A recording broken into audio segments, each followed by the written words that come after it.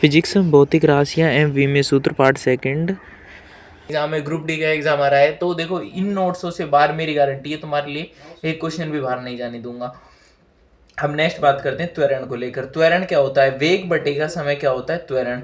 देखो इसका मतलब होता है परिवर्तन की दर। प्रति सेकंड में वेग में परिवर्तन की दर क्या कहलाती है? त्वरण कहलाती है। इसकी विमा क्या होती है? m0l1t-2।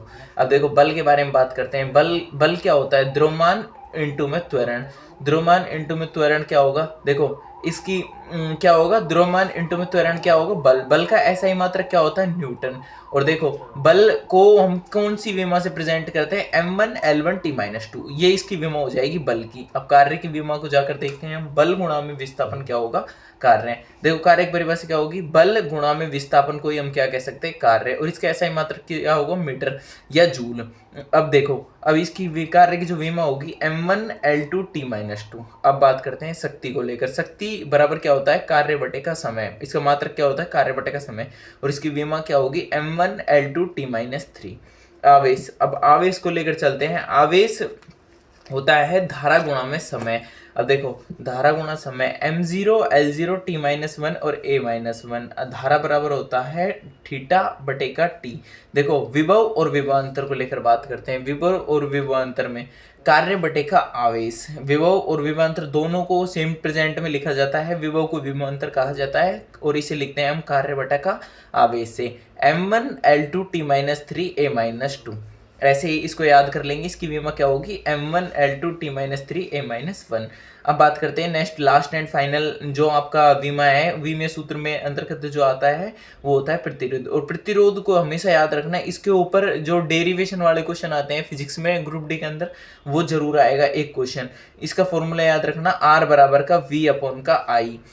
तो देखो इसकी जो विमा होगी m1l2t-3 a-2। ये क्या होगी?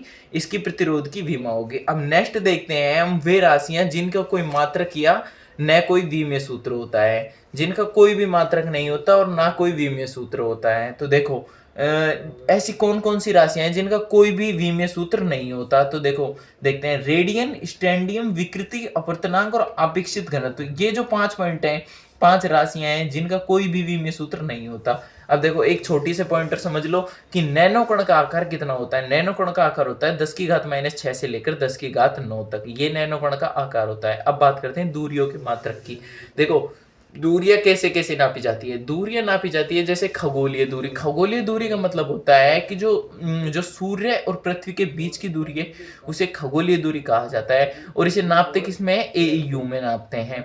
एक एयू बराबर का कितना होता है? 1.5 × 10⁻11। देखो ग्रुप डी में आया हुआ क्वेश्चन है, पिछली बार भी पूछ चुका है कि एक एयू बराबर की कितनी यूनिट होती है? 1.5 × 10⁻11 यूनिट। तो अब बात करते हैं प्रकाश वर्ष। देखो प्रकाश वर्ष की जो एक वर्ष की दूरी, यानी प्रकाश द्वारा एक वर्ष की दूरी क्या कहलाती है? प्रकाश वर्ष कहलाती है। इसका इसका मान क्या होता है? 9.46 × 10⁻15 मीटर। देखो ये पीछे लिख रहा है m, इसका मतलब मीटर है। तो देखो अब नेक्स्ट बात करते हैं पारसेन दूरी की। दूरियों के मात्रक की नेक्स्ट दूरी क्या होगी? पारसेन। दूरी का सबसे बड़ा मात्रक क्या होता है? फारसेक।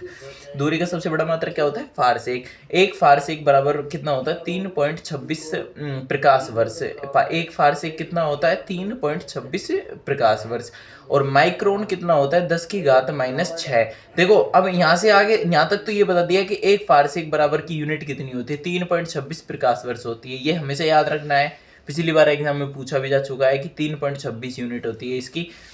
अब देखो ये आपको साइज याद रखने है कि कौन कौन से जो यूनिट होती है उनकी साइज कितनी होती है। देखो